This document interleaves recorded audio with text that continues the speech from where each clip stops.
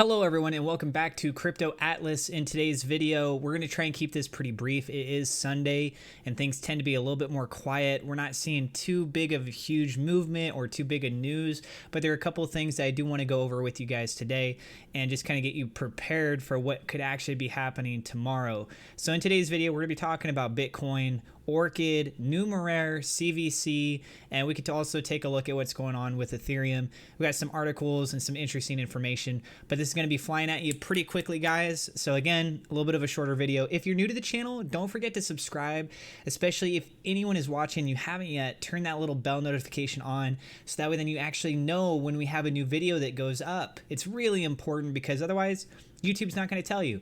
And on this video, we're trying to get to at least 50 likes, guys. Thank you so much, everybody. With that being said, let's get right on into it. First bit of news that we got, Bitcoin price dips below $18,000. Time to watch these whale cluster support zones. So you got some key points, right? Bitcoin price has lost the $18,000 support level, but several whale clusters below suggest that the dip will aggressively be bought up. So you go ahead and scroll on down here. Data suggests that the growing institutional demand was likely one of the main catalysts behind the Bitcoin price rally to $18,965. This is an institution-led Bitcoin rally. When you take a look at it back to previous points in time, right, you can actually see that in 2017, it was a lot of like, hey, have you guys heard of Bitcoin? Oh my gosh, my friend, my cousin, my nephew, my dad, this and that, right? Everyone's talking about it, and they're just like, how do I get it? How do I get it? Oh my God, I don't want to miss out on it. And the FOMO took in. But right now, we're not really seeing that. But we are seeing some interesting transitions. And not only do I want to relate to what other people have been talking about, but I did a little bit more research on my own.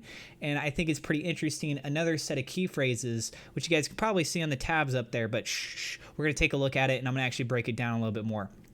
Google Trends have shown the mainstream interest for Bitcoin is relatively low. And this is true. Third wave up to dwarf the 2017 move and should persist for several years. I'm really looking forward to that. I'm assuming you guys probably are too.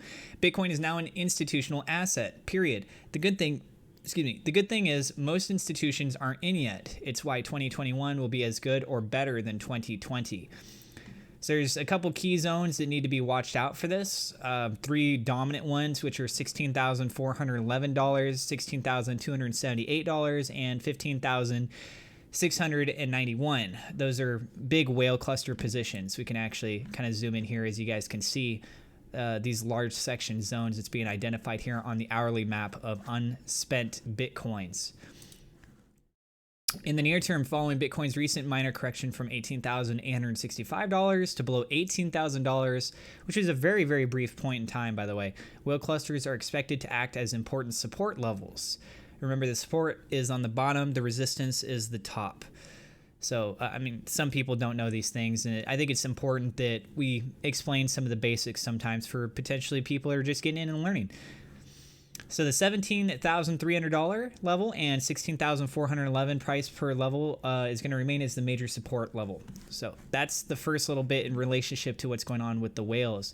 Bitcoin revival unleashes animal spirits and $300,000 forecast. That's right. There's a lot of positive sentiment that's going on inside the market space and lots of numbers that are being thrown around. And again, it's speculative, right? We don't know for sure that it's going to be hitting these numbers, but we're in hopes that they will.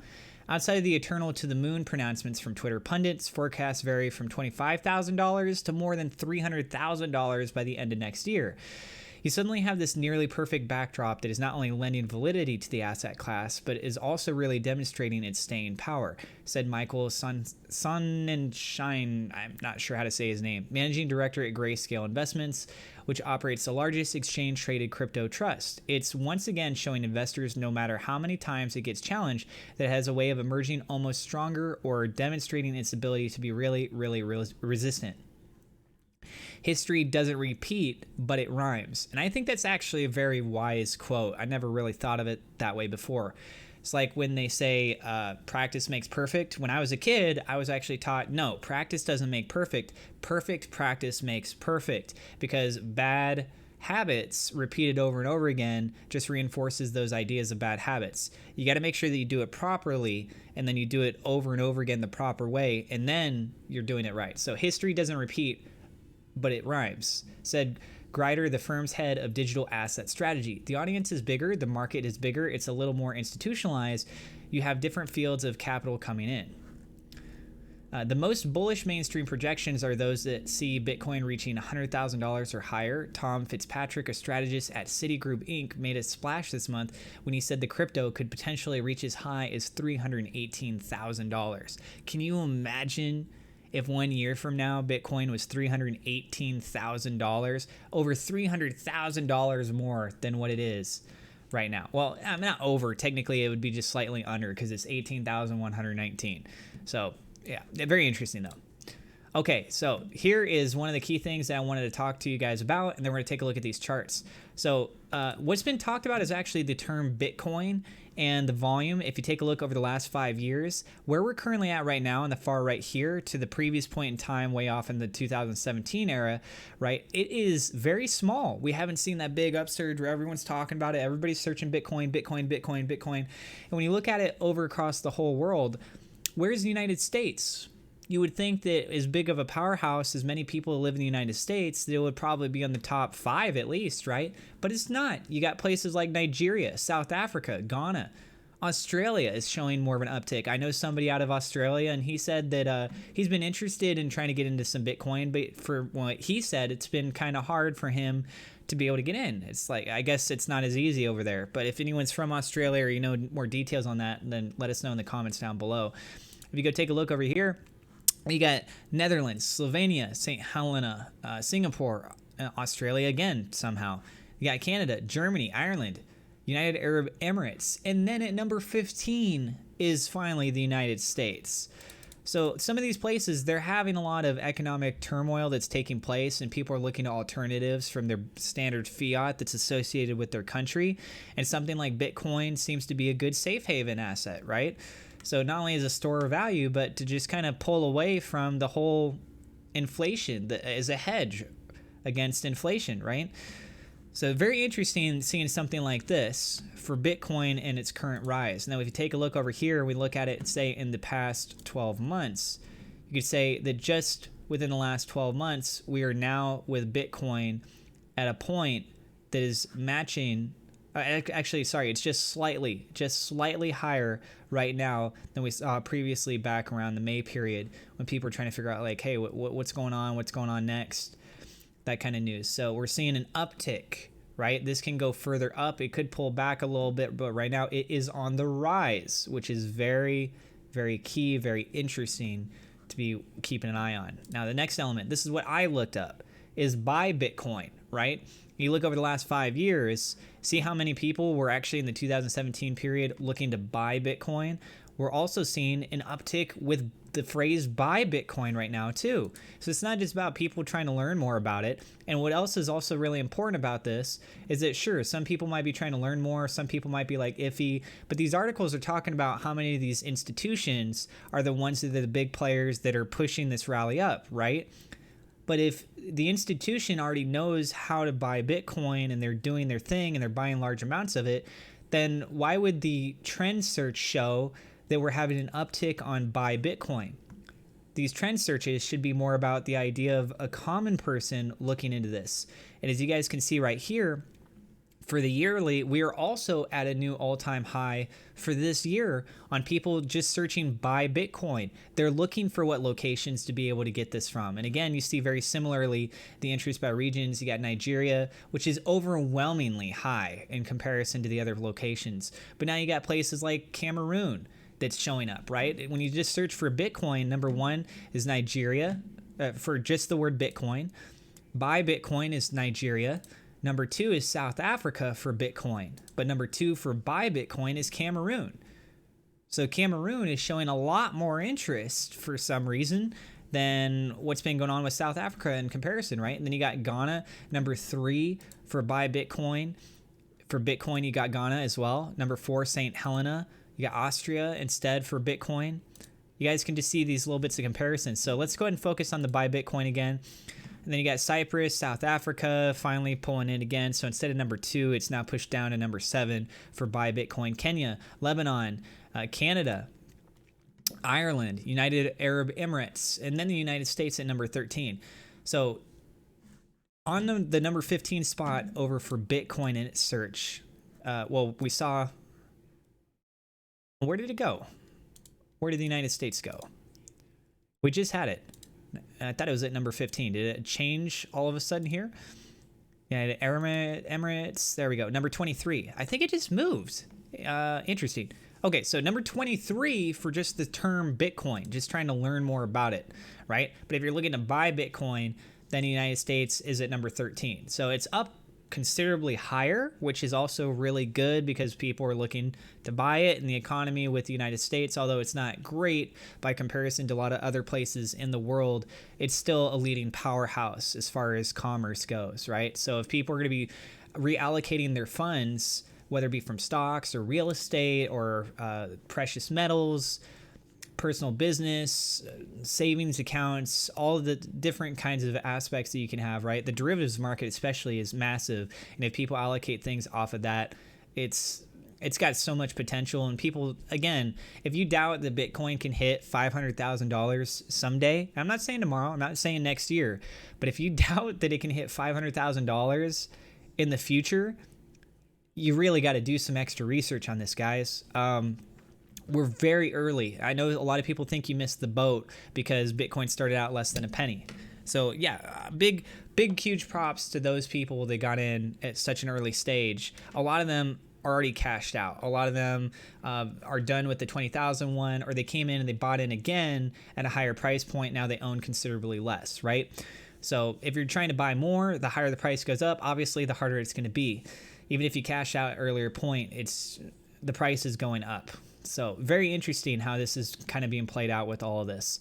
And then also something to keep in mind too is when you take a look at the charts here, and at number 1, you got Nigeria. I did a little bit of research and I was trying to figure out, well, where can you actually buy Bitcoin in Nigeria? Because when I see these huge price movements, I'm watching something like this. And on this, you can see I have it identified for anything that's over $100,000. So you got the name of the exchange that's dominant over here on the left-hand side. And you see a lot of these are derivative-based markets. Bybit, BitMEX, you got Binance Futures, Huobi when it's actually got its movement going on. But most of this stuff that's taking place seems to be primarily between Bybit, Binance Futures, and BitMEX. Those are like the 3 dominant ones. You'll see sometimes some of these other ones that'll pop up, but yeah, those are the 3 most dominant. And especially as I've been keeping an eye on the chart here lately, it's been most dominantly Binance Futures and Bybit. And I'm kind of surprised I'm seeing so much Bybit. Before, I would see a lot more BitMEX, but I'm seeing Bybit increasing itself too. Anyways, so what's also interesting with this is I was trying to find out, were there any like noticeable names associated with Nigeria to maybe like I should keep an eye out for those exchanges with this list. And with this list, it doesn't give me the option for Kraken, which I find kind of, well, actually, no, it does. Yeah, look at that right there. There's Kraken right there. I didn't know that it had that. I've never seen it pop up. I guess nobody does like $100,000 trades with Kraken or something. But anyways, so looking at this, it's got some different listed options right here. It's showing 6 exchanges in which you supposedly can buy Bitcoin over in Nigeria. Those being like Luno, CEX.io, Luno, Kraken, local Bitcoins, Naira, EX, Pesa, Bitcoin ATMs. So the big one that stands out with this is Kraken, right? I'm familiar with Kraken. You can use Kraken in the United States, and you can use it in a lot of other places too. So I'm assuming this is true. If I'm wrong on this, feel free to correct me on this. But when I looked at like where you could buy, you know, it's titled Buy Bitcoin and Crypto in Nigeria. There's 6 exchanges. So supposedly one of them is Kraken. So very interesting indeed, and I'm curious how that might kind of correlate. You can change with this website that I'm using, btcusd.aggr.trade, which exchanges that you want. You could change the price variables as well. So maybe if I didn't have it as a $100,000 medium requirement to display, if I set it down to maybe like $5,000, $10,000, I would see Kraken happen a lot more. In fact, we could... even while I'm doing this live, you know, I could probably do that real quick if I can remember how to do this on the fly. So let's go 5,000 here. I believe that's all I need to do. And you're going to see way more of these show up. And as we look at this, it is BitMEX, Binance, GDAX. Now you can see that starting to show up. Deribit is now showing up. It wasn't really showing up before. There's Huobi. Now it's actually showing a little bit of a presence there. GDAX, you've got, I'm not seeing Kraken pulling up. Polynoix is now popping up too. So smaller transactions, it seems to be taking place in the other ones. OKEX. There we go. There's a Kraken. So that Kraken right there is $18,000. So over $10,000 for a movement right there. But, you know, so you can see some movement taking place. There's another $18,000, and that's actually a sell position. So it's just very interesting how this kind of plays out. And I need to adjust this because that is going to drive me nuts if I see that happen all the time. Very interesting little tool in my opinion. Okay, so going back to what we're talking about here, now I'm going to go ahead and close these out, guys, and we're going to talk about what's going on with the technical analysis. And again, I'm just going to try and keep this a little bit more brief. So as we have right now a little bit further of a retracement, as I've talked about before, around $17,000 is the new position that it needs to really be keen on if it does have a retracement back due to previous trend with this top level of resistance that's now forming a level of support. Below that is going to be the 21 EMA at approximately $16,500. The next level for a major breakout, it needs to go above this previous high, which took place just a couple days ago, and that's going to be a little bit over the $19,000 level. We basically tapped 19,000 and came right down. We had a bit of a fall retracement that took place, but buy pressure also came back and was able to fill in that gap essentially that took place. And as we are in the weekend, as CME future gaps also take place, it's going to be interesting to see how this kind of plays out further on. But as we are currently still in an uptrend and a very bullish movement, CME gaps, they're not something that's a requirement to be filled. And I don't have it up in front of me right now, but I believe we actually filled the CME future gap as of when the previous day of the 20th right there. So yeah, that would have been Saturday, Sunday technically, and this is kind of labeled as like a Monday position right now. So yeah, we are essentially not having to worry about a most relative CME future gap. And if it breaks above this $19,000 level, guys, then, you know, the high point we got is $20,000. So realistically, that's another key level, and then sky's the limit. Looking over at OXT, very briefly, we are still above that 21 EMA, which is very good. However, we are still seeing a further retracement back. So this is now a second day of movement in the red, and it does seem to have nearly filled in towards the bottom of the previous green candle, which is unfortunate because this seems to be a reoccurring pattern of a pump and dump, pump and dump, pump and dump. And I mean, this is, I love this coin. I love this token. I have very high hopes for it in the future, but just this back and forth, back and forth. So it's staying above the 21 EMA right now. I'm still optimistically bullish. I don't like the fact that it's having the retracement itself right now, but I am still bullish as of this current time. If it retraces down, keep an eye on that 0.2376 level, and that being a key level of support. Below that is going to be a reposition of this level of resistance right here. We're in a bit of a consolidated zone, so I'm not too optimistic yet because of this large green candle to really use that as a baseline from the previous set pattern. If we have a further retracement back down, I would be more keen to watching out on this. But this is the most dominant position that we need to really keep an eye on. If it goes above that level in the Fibonacci retracement at the 0.236 is going to be baseline at approximately 0.2630. If we break above that, we're entering into previous consolidated zone, and then the next key level of outbreak is going to be furthermore on the Fibonacci retracement at the 0.382, which is actually at a little bit more than 30 cents.